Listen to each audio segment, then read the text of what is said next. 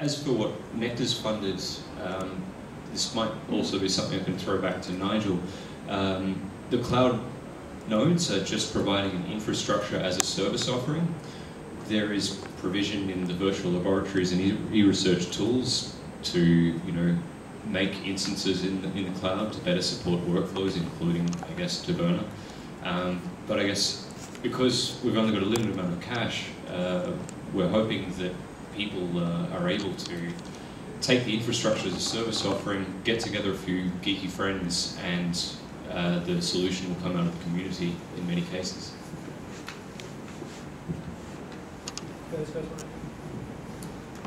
Workflow? I'll just add that some of those virtual labs are building workflow underneath. I don't know if they're using Taverna, but it would be one of the things at least. But if you want to move to a platform as a service offering where you provide a Taverna image, please do it. We'd love you to do it. So I'll take my derogatory and ask the question of, so ideally, everybody starts building instances and sharing their instances with one another, and all of a sudden we have a lot of instances, and this is actually something ANDS has run into with the thousands of bits of code we have lying around and how to do that. What is NeCTAR going to do when it comes to actually dealing with all of those instances and being able to find them, or and pick the best from the worst, and all of those problems that come along with an iPhone apps like catalog of VMs? So yes, right now anyone who's logged into the dashboard or perhaps used the HybridFox plugin will see that there is a list of virtual machine images there that you can start up. So basic Ubuntu installations, Debian, Scientific Linux.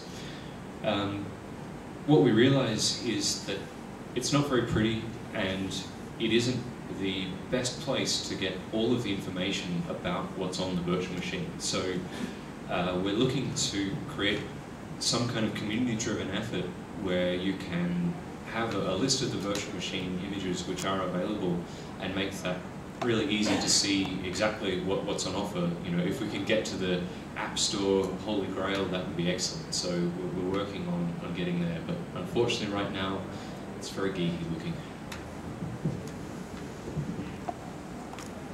Don't raise your hands, because oh shoot, I was going to ask another one of my questions. Go on, Linda. I've just got a question to you, Tom.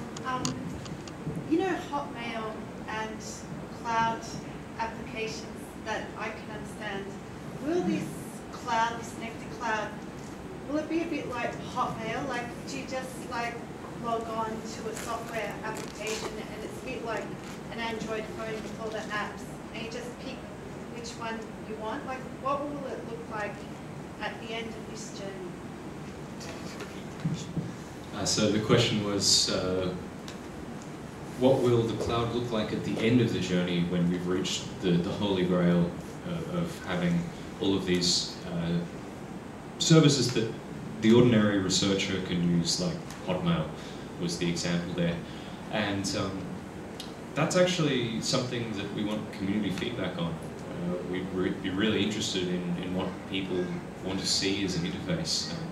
Obviously we can't do all of the work in creating every single application ourselves with the NeCTAR funding, so there has to be a large community-driven element. But as I said before, if we can get to that kind of ease of use of just, I'm a researcher, I know that if I want to analyze some genomes, I just type in galaxy.nectar.ru or whatever, and I can just work with the data that's available.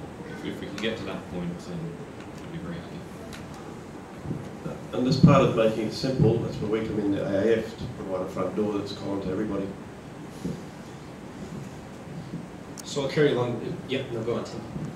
Yeah, I've got a technical question at the other end for you.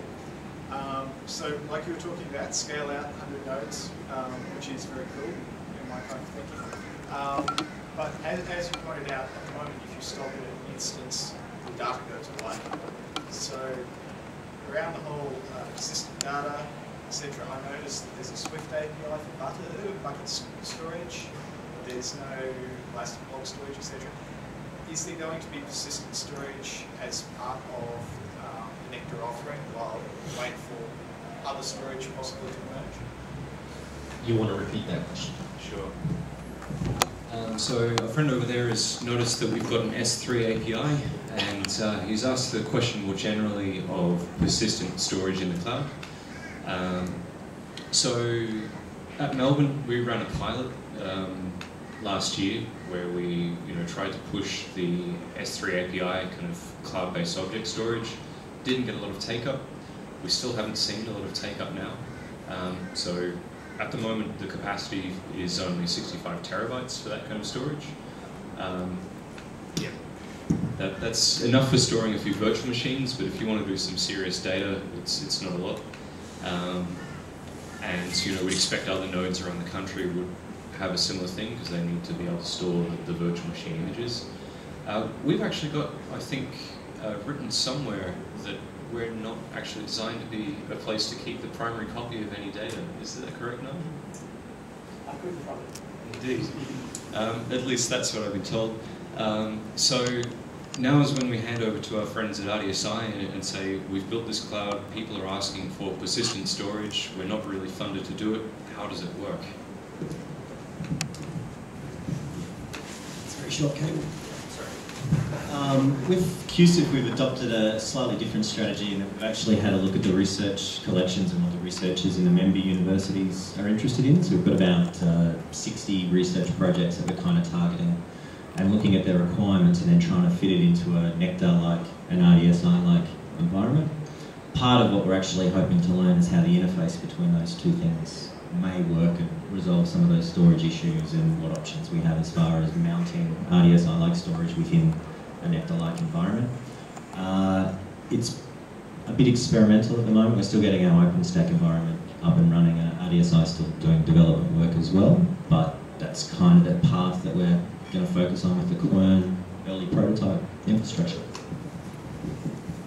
So to tie in our third panel member, and I don't know if this makes a difference, but I have had the niche thought of if we're bouncing around from lots of machine-to-machine services, and not just in the case of having to talk to a storage API across a compute API, A, how would we deal with that? And B, the other problem is the other day, literally, I was looking at actually an app that was created for monitoring algae blooms, and so that app wanted to talk to an instance that was on the NeCTAR cloud. So being able to do that type of machine-to-machine protocol, does AF support that, or what would be the way of dealing with that? Is that going to be a problem at all? Is it not even a problem, or what's the scenarios around that machine-to-machine authentication?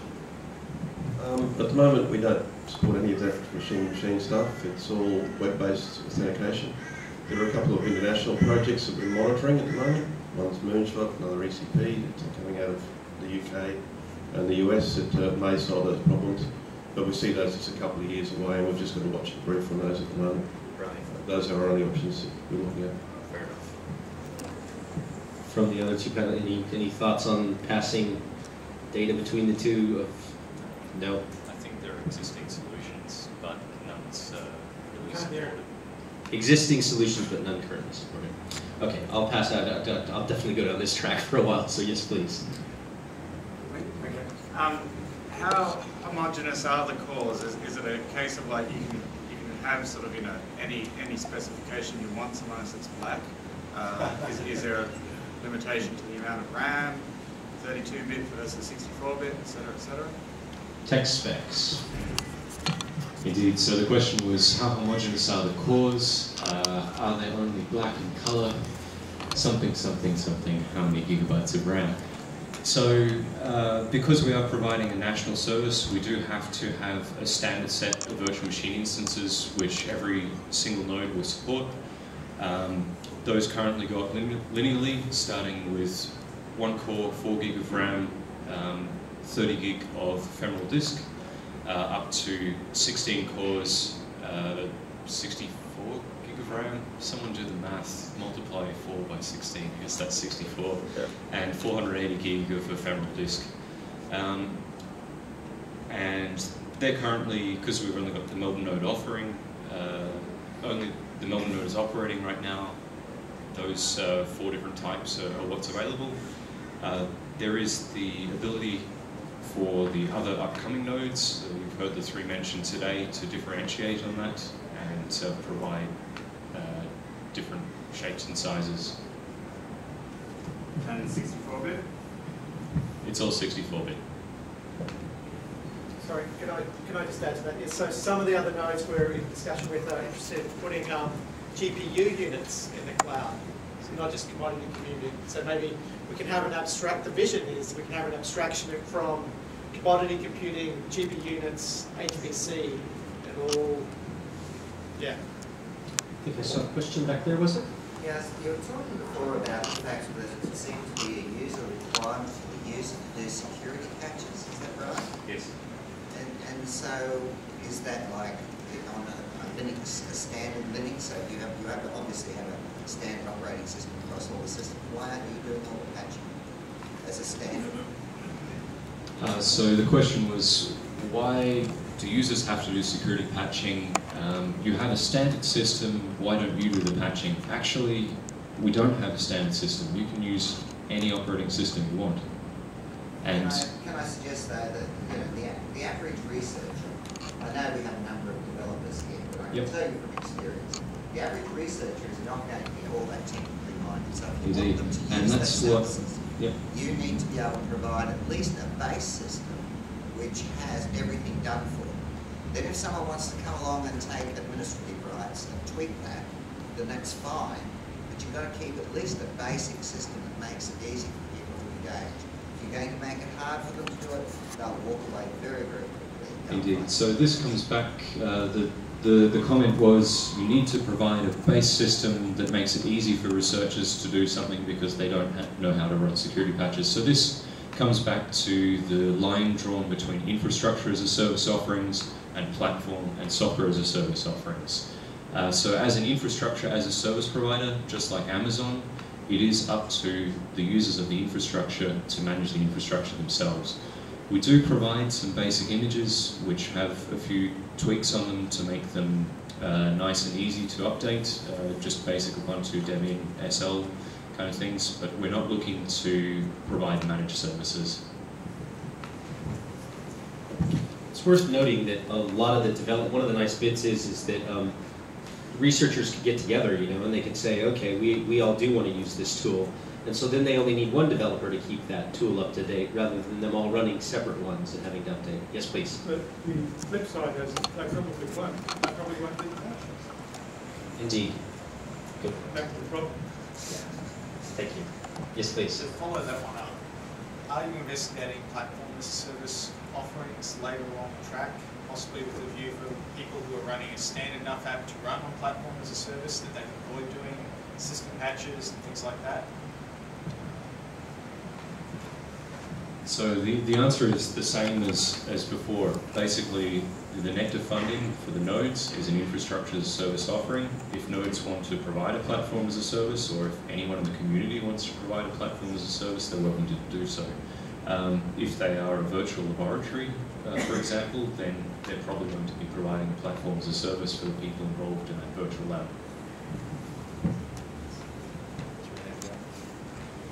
Does QC have a problem? Sorry. So I guess with the Quern architecture, we have a little bit of luxury in that it's separate to NeCTAR, but NeCTAR-like. One of the things that we're actually looking at doing is providing a whole lot of services on some of our, what we're calling administrative nodes, so patching services, Puppet repositories to help with configuration and things like that. So we're not actually providing a managed service as such, sorry, too far away from my mouth. We're not providing a managed service as such, but providing all the tools required for that. The other thing we're actually doing is working with local research computing areas and things like that to actually try and get a bit more support for the projects that we're hosting, basically. In a lot of cases there is localised support and just communicating that out and sort of sharing that information of what's available to researchers. Yes, please.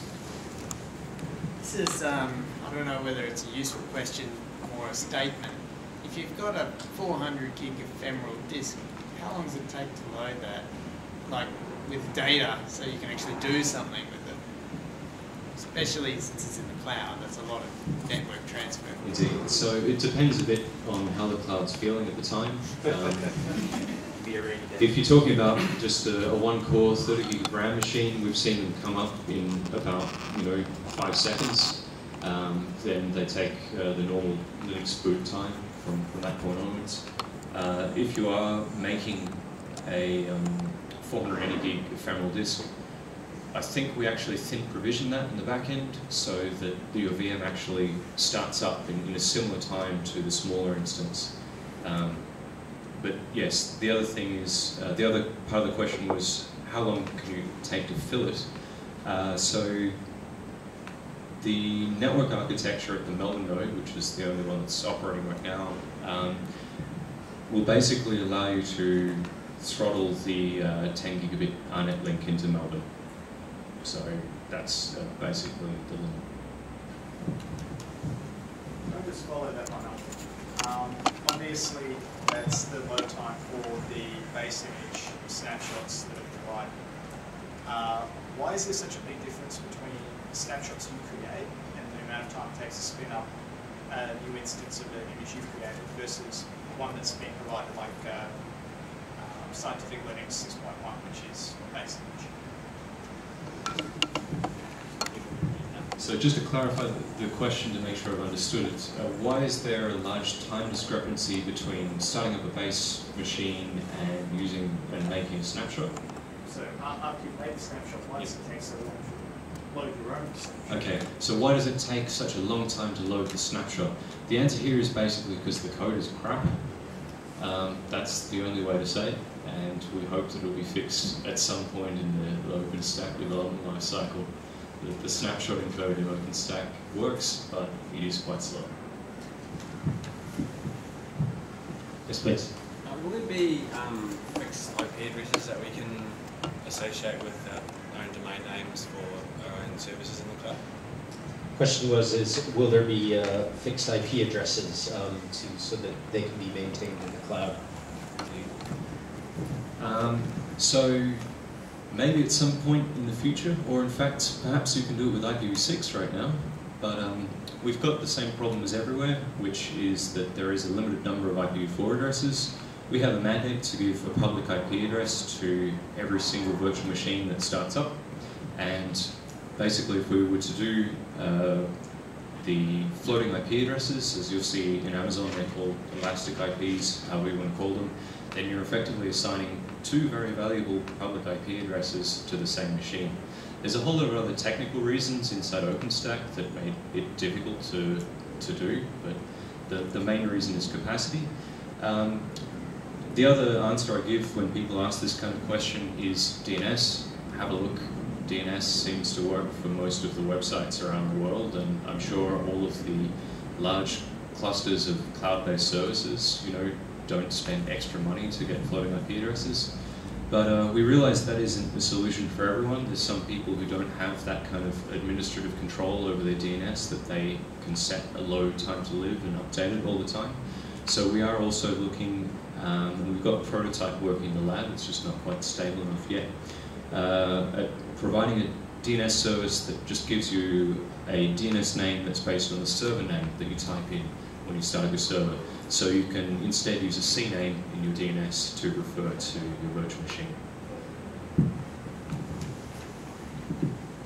Yes, please. Can I make a follow-up question to that? If the IPs are not static, how long are they static for, and how do you So a follow-up question, if the IP isn't static, how long is that going to be made available, so forth and so on? So, thank you for asking that follow-up question. It makes it sound like a slightly better situation when you ask that question. Your IP address is yours as long as you don't turn the VM off. You can reboot the VM, it will still have the same IP address. So if you have a VM that's running for the lifetime of NeCTAR, your IP address won't change. Back there, yeah. When everything's up and running and there's multiple nodes around the country, what happens if you're running a VM? Would it move to another one if something went down? And what happens with data, with the disk that it's using? Is that stored in multiple places, or how does that all work? So I'm assuming this is once the other NeCTAR nodes are up. Yeah. So the question was around once you have it spin up. Say you're doing something really high compute and you want it closer to the actual area that's using it. Will it automatically transfer over into that node to be closer to the actual? And as far as reliability of it keeping running, if something goes down somewhere. And what's the reliability of that if it does go down? So yes, as I mentioned before, you can choose, in theory, when we get it working and we've got other nodes, a particular place that you want your VM to start up on, so there's no issues with that. As I'm sure you can guess, doing something that moves a virtual machine from one instance of the cloud, in a completely different administrative domain, completely different network environment, over to a completely different network environment is very difficult. So actually we're not planning to do that at all. There is going to be no failover between the regions. If you did want to have some extra reliability, you could look at, for example, specifying you want a VM in region 1 and a VM in region 2 and using some mechanism in your application to deal with that. The other point I'll give is to our other program under NeCTAR, which is the National Service Program. If you've got something that needs a really, really robust platform, if it's a service that's of national significance, absolutely mission critical, have a look at the National Service Program. The other thing, just on reliability, we will be publishing availability and reliability numbers once a month on every single node of the NeCTAR Research Cloud. I just had a look at the ones for Melbourne this morning, and the Nova Compute service, its API was responding about 97% of the time, which is a bit low for us. We're hoping to keep that above 98% for all of the services. So I'm going to try to pull back our friends a little bit and ask them some questions as well, even though it is the Tom show sometimes, because he is a very smart guy. But more importantly, the question I want to get to is around, and so this partially involves Tom, but is AAF, and this comes down to the credentials and companies using it,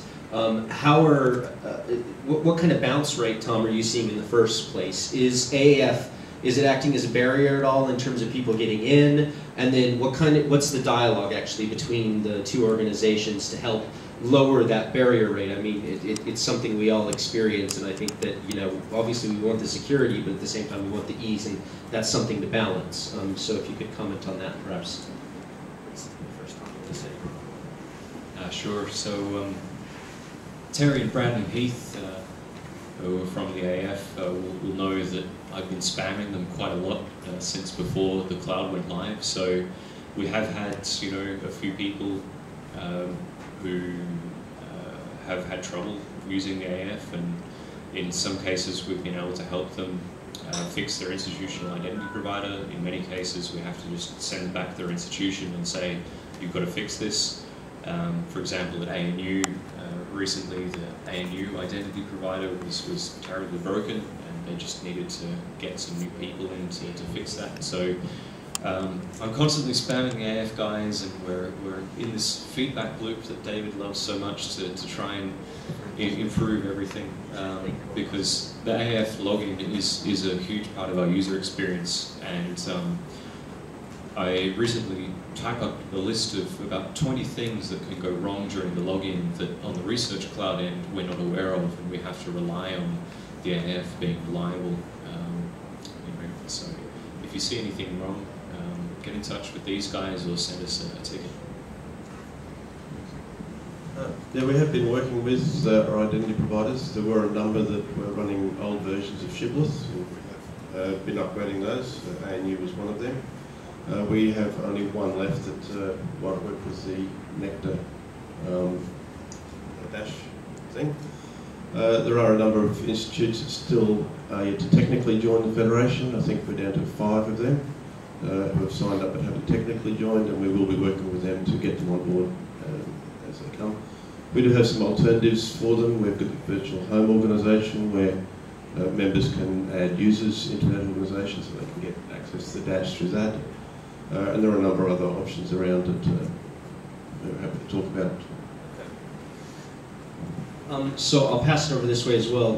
What's going to be the effect of AAF first? Because I'm assuming whether or not you guys, whether even not you know this, whether or not you're going to have a GUI interface for storage, or whether it is just a set of APIs like the S3 APIs which you want to hit, what factors will AAF play inside of your APIs and what you guys will be providing? Yeah, authentication entitlements a really interesting question, I guess, from the node perspective. So in a lot of cases, for example, we're looking at some state government data, for example, for Quern. The state government's not members of AAF, so then we start, not yet, so then we start looking at how do we get those people authenticated and authorised to use the data. But there's also things about validating the identity and who's responsible for doing that.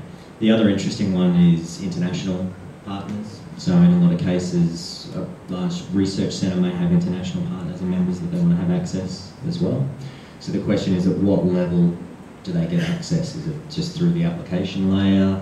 Are we going to be allowed to actually have them administering on behalf of research centres? Those types of questions. So there's also a split between roles and group memberships and things like that that's probably quite important as well. So a really flat structure is probably not necessarily exactly what we need, but being able to allocate roles and groups to make that management a bit easier and help the people who are using the system to manage their own memberships was really, I guess that's where the main game's at, rather than the institutions managing the membership. But I'll hand it over now.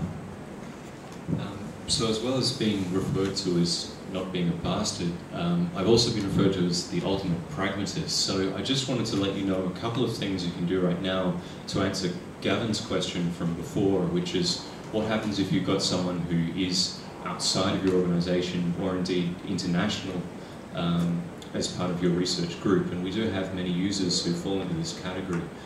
So you've got two options right now.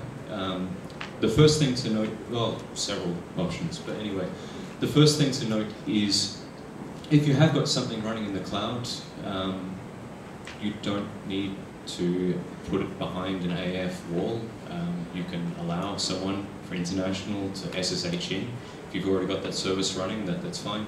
But if it happens that your tech guru is international or at a private organisation and they do need to log into the administrative portion of the cloud to start and stop virtual machines, you have the option of putting them in the virtual home organisation section underneath your organisation, so you sponsor them.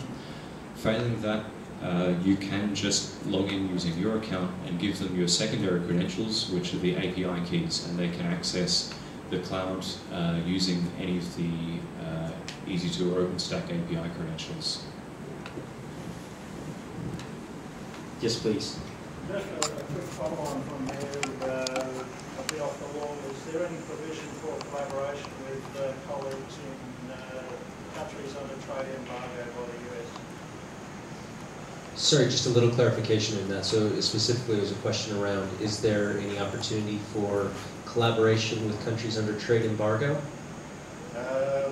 US trade embargo generally prohibits access being given to any computing equipment built by the US. Okay, I don't know too much about that. Tell me about it. Explain.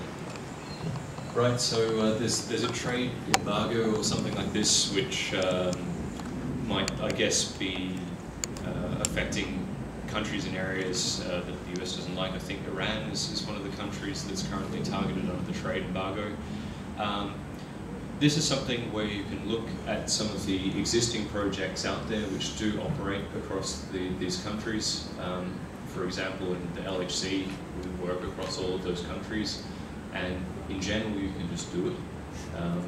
But I'd advise contacting the NeCTAR directorate if you had a specific use case that you wanted us to investigate and you're worried about the legal ramifications.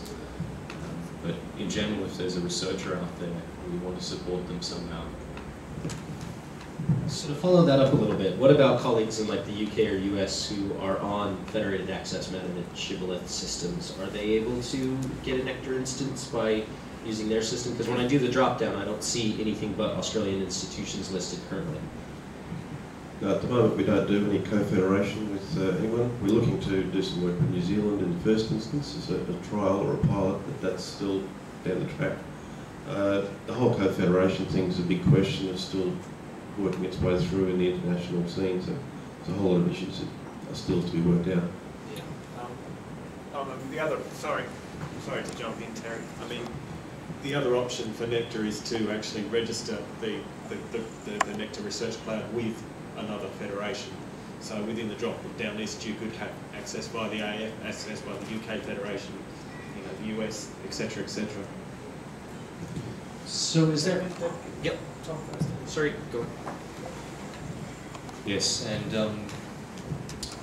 one of the other things that we're looking at, not necessarily related to the AAA stuff, though that's quite important, is there are, of course, a large number of projects around the world doing something similar with this research cloud. And for example, I was at a workshop in Taipei last month where we're actually discussing how we can get a cloud federation happening between the large European projects which are currently underway and also in the US. And we're actively participating in that space.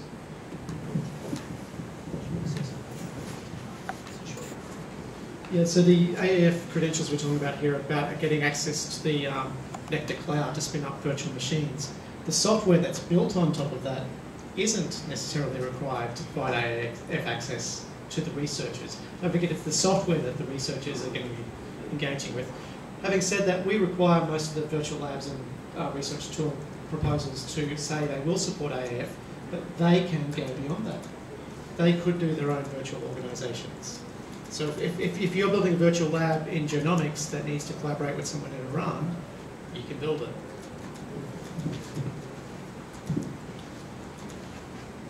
As it is a bottleneck, AAF, is there any plans for considering something else like OAuth or OpenID or something like that, or even if you guys built OAuth or OpenID on top of SAML, is there any option for that? Just because I know so many of these services are dependent upon this first hurdle, tripping just as many of the failure points that we can get rid of as possible, or options to get around those failure points. It is possible to have multiple authentication options per service. The issue becomes then how do you get that single sign-on across services if you have those multiple offerings only on one service, another service only offers AAF and another one opens as OpenID. You don't get that consistency, so it would be nice if everything was AAF or at least federation, but because it's not the case at the moment, single sign-on, OAuth or other options are available. So you can have an AAF button or and a OAuth button to log in via. The tools available to do that. All right, I'll take two more questions and then we'll break for lunch. Yep. How hard is it to build in AOF authentication into applications? How hard is it to build in AAF into applications? I might throw that to Heidi down the back, who actually did a training course yesterday. Yesterday we did a workshop on how to build federated access, and by the end of the day we had federated protocol. So the answer was essentially that it took a day to get the AAF installation up and running? Yeah. Is that production level or was that just testing? That was just testing. Okay. One more question, then we'll break for lunch.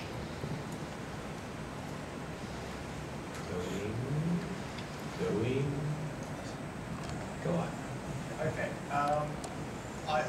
With the shipwith protocol is an area I've got a lot of knowledge in, but is there any thought of actually doing an OpenID/AAF bridge or some other sort of service that would allow commercial applications, which typically have OAuth or OpenID authentication already built into them, to just use the AAF federation? So the question was, is services, obviously like Twitter and Facebook, who all use OAuth and Google for that matter, is there a way to build in a bridge so that AF could provide OAuth or OpenID identification via those services? Or in fact, I believe something has been built in Kent, but I don't know down here. It's not currently on our roadmap. We haven't got any plans to do that. I think some of the other federations are looking at doing some of that stuff over in Europe in particular. Again, it's a watch and brief for us. We'll see how they go. On that note, before closing, if we could give a round of applause to our panelists. So just to remind everyone and to encourage them to come back after lunch, we'll be directly back in this room where we're going to go over what the dojo is, how it works. We're going to do a mock dojo. And in that mock dojo, we will actually show you how to launch a NeCTAR instance. So ideally, by within a half hour after the end of the lunch of that session, you will all be able to go to your computers and launch a NeCTAR instance and have your free servers right then and there. After we do that mock dojo, we'll break up into 3 parallel dojos, and we'll cover those later on, but basically they'll range from a very simple 201 dojo, which will be showing you some of the command line tools to launch NeCTAR instances if you don't want to use the GUI. And we'll also have a couple of dojos working specifically on building instances. So if you're a developer or sysadmin who wants to know how to take, a LAMP stack that you already have built and configure it to shove it up into the NeCTAR cloud to share with people, we'll have 2 different dojos on that as well. So, but I'll cover that all after lunch. Linda, which way do we go for lunch, or Nigel? What's the